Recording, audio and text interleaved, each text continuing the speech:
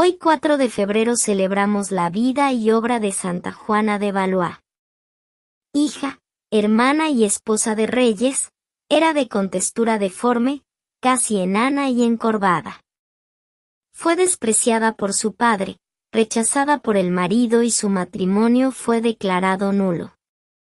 Ejemplo heroico de paciencia y perseverancia, fue fundadora de una congregación religiosa. Grande fue el choque y disgusto de Luis XI de Francia al saber que su esposa, Carlota de Saboya, en lugar del robusto y hermoso niño que él esperaba, le dio una hija, nacida el 23 de abril de 1464. Y peor aún, fea, deforme, diminuta, raquítica. Por eso, prácticamente desde el primer instante, despreció al pequeño nuevo ser. La reina, por lo contrario, buena y piadosa, con tierna disposición formó a su pequeña Juana en la vía de la sabiduría cristiana, teniendo la satisfacción de ver que la niña recibía con precoz avidez todo lo que seguía la línea de la virtud. Así, a los 5 años, pedía a su institutriz que la llevara a la iglesia, y ya, por sus palabras y ejemplos, edificaba a su hermano Carlos, y a Ana, la hermana junto a la cual fue educada en el castillo de Amboise. Su padre, sin embargo, no veía con buenos ojos esa piedad, y le prohibió incluso rezar, bajo la amenaza de severos castigos. Aquel padre imprudente, formaba así con sus propias manos, el primer eslabón de una cadena de sufrimientos que iría a componer toda la vida de esta virtuosa princesa. En una edad tan tierna y en tan gran peligro, Juana no podía esperar en la tierra un apoyo proporcionado a su debilidad, buscaba también una mano que la defienda, una luz para dirigir sus pasos. Lanzándose un día en los brazos de María, con un amor y una confianza sin límites, le dijo: «Oh madre mía, enseñadme vos misma lo que yo deba hacer para agradaros». Aquella a la cual no se invoca jamás en vano, se dignó responder en estos términos: «Hija mía, seca tus lágrimas, un día tú huirás de este mundo de cuyos peligros temes, y darás nacimiento a una orden de santas religiosas ocupadas de cantar las alabanzas a Dios, y fieles en seguir mis pasos». 1. Si bien que desprovista por la naturaleza, débil, deforme y jorobada, a la edad de 9 años su padre contrató su noviazgo con el joven duque de Orleans, su primo, de 11 años de edad. El matrimonio fue celebrado 3 años después, en 1476. 2. El duque de Orleans, primer príncipe de sangre, protestó vehementemente contra tal violencia. No pudiendo evitarlo, volvió contra la joven esposa todo su desprecio y odio, ignorándola prácticamente. Juana retribuía la actitud agresiva del marido con una sumisión a toda prueba. Pero nada conseguía aplacarlo.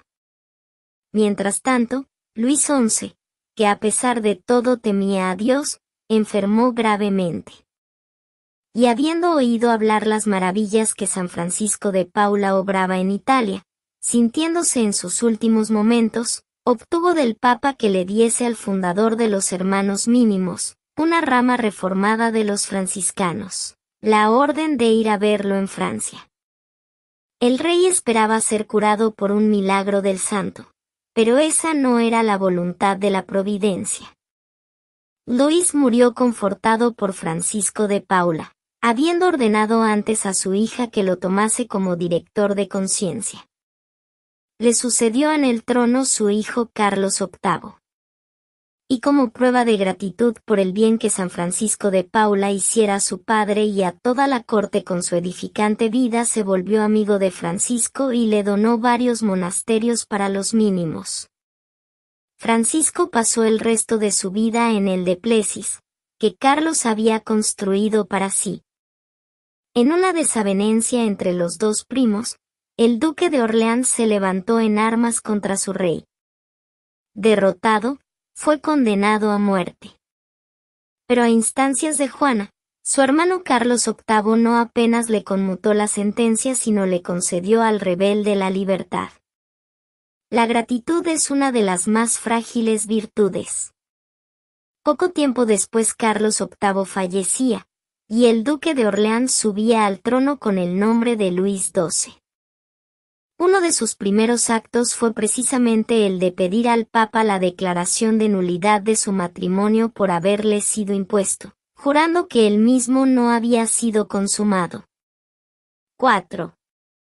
La noticia del repudio de la reina llenó de indignación al reino, que veneraba su bondad y virtud. Pero para Juana, la humillación fue una liberación, pues así podía entregarse por completo a la piedad y llevar en adelante la obra que la Santísima Virgen le predijera cuando era aún niña. Su padre le había dado entre otras posesiones el ducado de Berry, en donde ella escogió la ciudad de Bourges para fijar su residencia. Sus habitantes la recibieron como un verdadero regalo del cielo. Nunca más dejaría a su querida Berry, que la edificaría con su devoción y piedad. Juana continuaba dirigiéndose espiritualmente, por correspondencia, con San Francisco de Paula. Le consultó particularmente sobre su deseo de establecer una nueva congregación religiosa femenina en honra de la Asunción de la Virgen, como la Madre de Dios se lo había revelado. Evidentemente, en un asunto de tal monta para la gloria de Dios y exaltación de su Santa Madre, el santo franciscano no podía sino poner todo su empeño. Y la incentivó de todos los modos posibles a emprender su proyecto. Juana expuso entonces su plan a su confesor, el franciscano Gilberto de Nicolai, o Gilberto Nicolás, como afirman otros, quien debido a su gran devoción a María cambiaría después su nombre por el de Gabriel María. Este no compartía la misma opinión, y aconsejó a Juana que en vez de iniciar una nueva congregación fundase una casa de alguna de las congregaciones ya existentes, como lo hiciera su madre Carlota de Saboya, estableciendo la de las Clarisas en París. 2 años pasaron sin que el confesor cambiase de posición. Al fin, cayendo la princesa seriamente enferma, el confesor asustado le dio inmediatamente la autorización, con lo cual ella fue recuperando las fuerzas hasta restablecerse completamente. Juana, teniendo ya un buen número de candidatas, pasó a redactar las reglas de la nueva institución, bajo el título de las 10 virtudes o de los 10 placeres de la Virgen. Como todos los fundadores, la princesa encontró serias dificultades para la aprobación de sus reglas, para lo cual envió a su propio confesor a Roma. Cuando todas las puertas parecían cerradas y la misión destinada al total fracaso, entró en escena el cardenal Juan Bautista Ferri, obispo de Módena.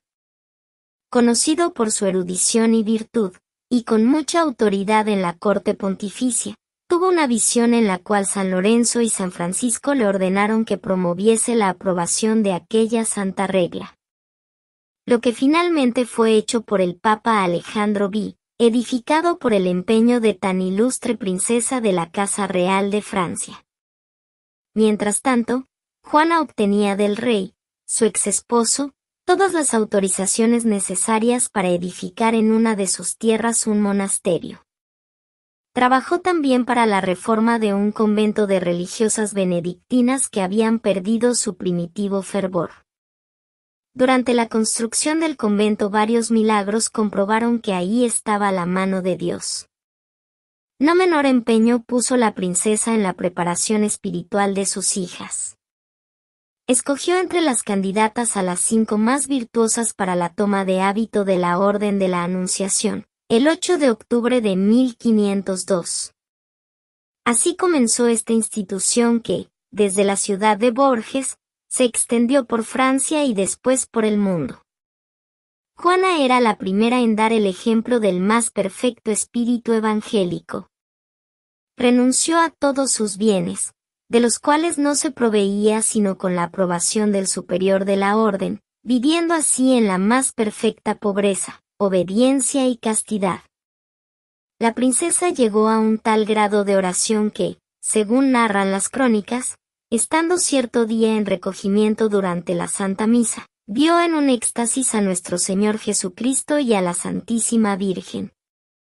Le ofrecieron sus corazones en una bandeja, pidiéndole que ahí pusiese también el suyo. Juana quedó perpleja, pues buscándolo no lo encontró. Vio que su vida terrena llegaba a su fin. Se despidió de sus hijas espirituales, dándole a cada una un consejo en particular. El 4 de febrero de 1505 entregó a Dios su bella alma, que fue el sustento de cuerpo tan deforme. Durante hora y media después de su muerte, todos podían ver una extraordinaria claridad en su cuarto, mientras otras personas notaron la presencia de una nube clara encima de la iglesia de las Hermanas Anunciadas. Al mismo tiempo en que las solemnes campanas de la Catedral de Bourges anunciaban su tránsito para la eternidad, un siniestro cometa apareció sobre el palacio del rey Luis XII. Asustado y tardíamente arrepentido, invitó a todos los habitantes de la ciudad para el espléndido funeral, honra póstuma que prestara a aquella que tanto había despreciado en vida. Juana de Valois fue enterrada con todas las ceremonias propias a la nobleza de su sangre. Cuando fue exhumada 56 años después de su muerte, su cuerpo fue encontrado totalmente incorrupto. Pero en el año 1562 los herejes calvinistas, cayendo por sorpresa sobre las mejores ciudades de Francia y declarando la guerra a todas las cosas santas y sagradas, no perdonaron las sagradas reliquias de los santos. Quemaron entonces el cuerpo de esta bienaventurada princesa y lanzaron sus cenizas al viento. 6. Así, aquello que el propio fruto del pecado original había eximido, el cuerpo incorrupto de la santa, el odio sectario de los protestantes lo destruyó,